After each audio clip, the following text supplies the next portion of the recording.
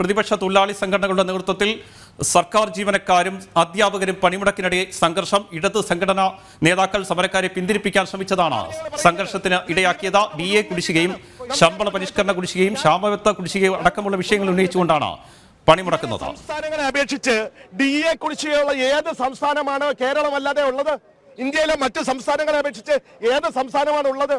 അപ്പൊ ഇത്തരത്തിലുള്ള ചെയ്തികൾ, അതോടൊപ്പം തന്നെ സർക്കാർ ജീവനക്കാർക്ക് ഉള്ള അവകാശമായ ലീവ് സറണ്ടർ, മെഡിസപ്പ്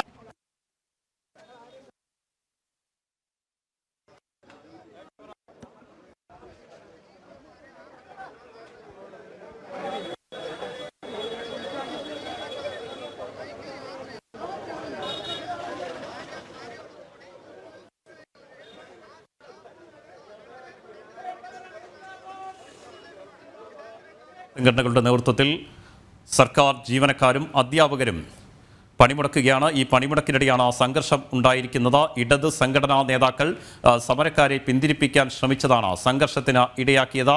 സാമ്പത്തിക പ്രതിസന്ധിയുടെ പേരിൽ DA കുടിശ്ശികയും ശമ്പള പരിഷ്കരണ കുടിശ്ശികയും ഇതുവരെ നൽകിയിട്ടില്ല. പ്രതിപക്ഷ സംഘടനകൾ കാലങ്ങളായി ആവശ്യപ്പെട്ടുകൊണ്ടിരിക്കുന്നത് ഈ DA കുടിശ്ശിക നൽകണമെന്നാണ്.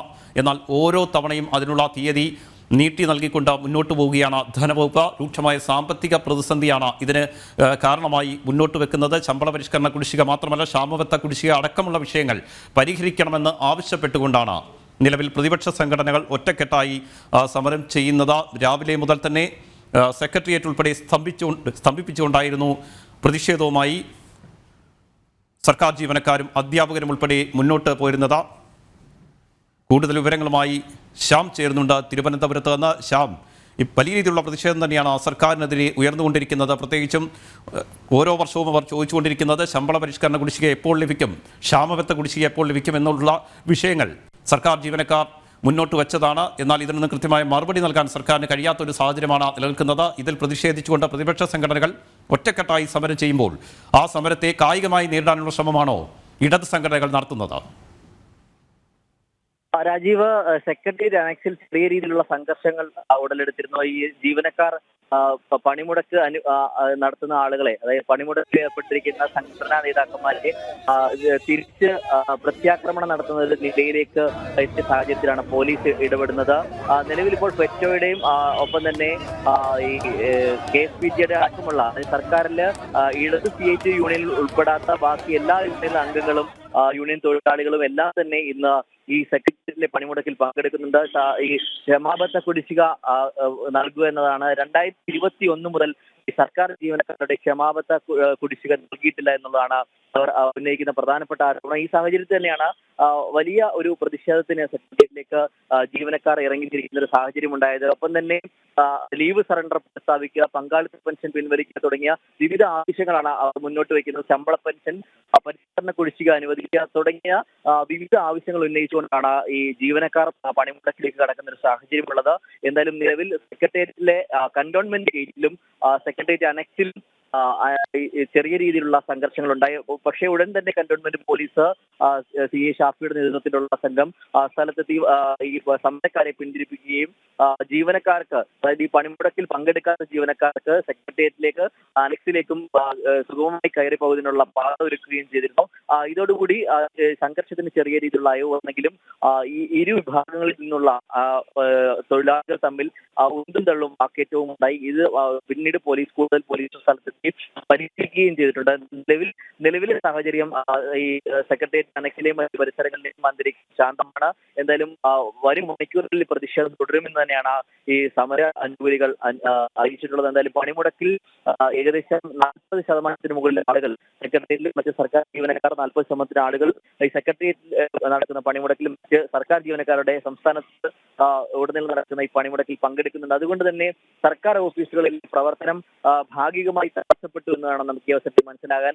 കാരണം ഈ BMS-ഉം ഒപ്പം തന്നെ ITUC അടക്കമുള്ള സംഘടന ഉൾപ്പെട്ട തൊഴിലാളികളെല്ലാം തന്നെ ഈ സമരത്തിൽ പണിമുടക്കിൽ പങ്കെടുക്കുന്നുണ്ട്.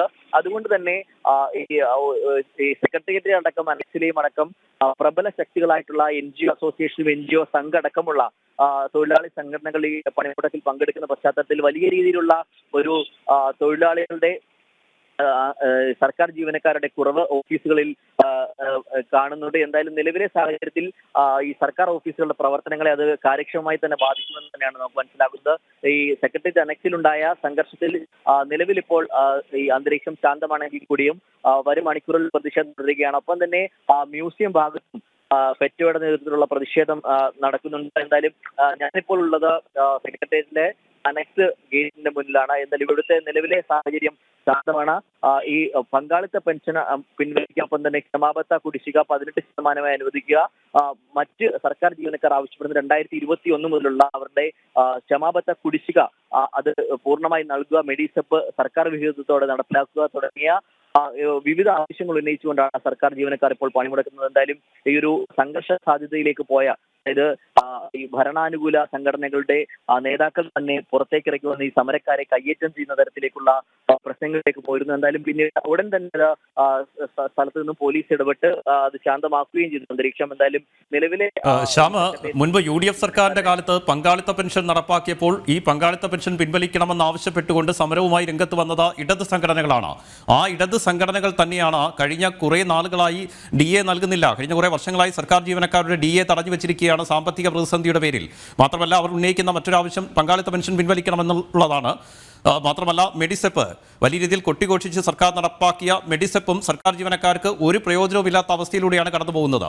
ഇതിലെല്ലാം പ്രതിഷേധിച്ചുകൊണ്ടാണ് ഇത്തരത്തിൽ പ്രതിപക്ഷ സംഘടനകൾ ഒറ്റക്കെട്ടായി സമരം ചെയ്തത്. അതിനെ കായികമായി ഇടത് സംഘടനാ നേതാക്കൾ നേരിടുമ്പോൾ വലിയ വിരോധാഭാസമാണ് ഉണ്ടാകുന്നത്. തീർച്ചയായും രാജീവ് സൂചിപ്പിച്ചതുപോലെ തന്നെ വലിയ ഒരു വിരോധാഭാസം തന്നെ അവരുടെ പ്രവർത്തനങ്ങളിൽ നമുക്ക് കാണാൻ സാധിക്കും. കാരണം നിലവിൽ, അതായത് കഴിഞ്ഞ UDF സർക്കാരിന്റെ കാലത്ത് നടപ്പാക്കിയ പല പദ്ധതികളുടെ പേരിലാണ് ഇപ്പോൾ ഇവർ സമരം ചെയ്യുന്ന സാഹചര്യം ഉണ്ടാകുന്ന പശ്ചാത്തലത്തിൽ പോലും അതിനെ മറികടക്കാൻ ഒരു കായികപരമായി തന്നെ ഈ സമരക്കാരെ അമർച്ച ചെയ്യുന്നതിന് വേണ്ടിയിട്ടാണ് ഇടത് നേതാക്കളും ഇടത് തൊഴിലാളി സംഘടനകളിൽപ്പെട്ട ജീവനക്കാരും ശ്രമിച്ചത്. എന്തായാലും അതിന് ഉടൻ തന്നെ പോലീസ് ഇടപെട്ട് അതിനൊരു പരിഹാരം കാണുകയും ചെയ്തു. കാരണം ഈ സമരക്കാരെ കയ്യേറ്റം ചെയ്യുന്ന തരത്തിലേക്കുള്ള പ്രവർത്തനങ്ങളിലേക്ക് ഇടത് യൂണിയൻ നേതാക്കൾ എത്തിപ്പെട്ടതോടെയാണ് അവർക്കെതിരെ ആക്രോശവും വെല്ലുവിളികളുമായി അനക്സിന്റെ ഗേറ്റിലെത്തിയ ജീവനക്കാർ തന്നെയാണ് പിന്നീട് പോലീസ് ഇടപെട്ട് അവരെ പിന്തിരിപ്പിക്കുന്ന സാഹചര്യം ഉണ്ടായത്. ഈ മെഡിസെപ്പ് അടക്കമുള്ള കാര്യങ്ങളിൽ അത് ഒരേ സമയം 2 നിലപാട് സ്വീകരിക്കുന്ന തരത്തിലേക്കുള്ള സമര രീതിയാണ് ഈ ഇടത് നേതാക്കളുടെ ഭാഗത്തുനിന്ന് കാണാൻ ആകുന്നത്. എന്തായാലും നിലവിലെ സാഹചര്യത്തിൽ അങ്ങനെ ഇവർ മുന്നോട്ട് വെക്കുന്ന ആവശ്യങ്ങളൊക്കെ അത് പരിഹരിക്കുന്ന സാഹചര്യം ഏത് വിധേനയാണോ ഏതായാലും സംസ്ഥാന സർക്കാരിന്റെ തെറ്റായ നയങ്ങൾക്കെതിരെ പ്രതിപക്ഷ സർവീസ് സംഘടനകളുടെ നേതൃത്വത്തിൽ വലിയ രീതിയിലുള്ള പ്രതിഷേധമാണ് ഉയരുന്നത്. പങ്കാളിത്ത പെൻഷൻ പിൻവലിക്കണം, അതുപോലെ തന്നെ DA കുടിശ്ശിക നൽകണം എന്നുൾപ്പെടെയുള്ള ആവശ്യങ്ങളാണ് പ്രതിപക്ഷ സംഘടനകൾ മുന്നോട്ട് വെക്കുന്നത്. പണിമുടക്കിയ ഈ സർക്കാർ ജീവനക്കാർക്കെതിരെ ഇടത് സംഘടനാ നേതാക്കൾ രംഗത്ത് വരികയായിരുന്നു. ഇതിനെ തുടർന്നാണ് വലിയ രീതിയിലുള്ളൊരു സംഘർഷം സെക്രട്ടേറിയറ്റിന് മുന്നിൽ ഉണ്ടായത്. വിവരങ്ങളാണ് ശ്യാം തിരുവനന്തപുരത്ത് നിന്ന് നൽകിയത്.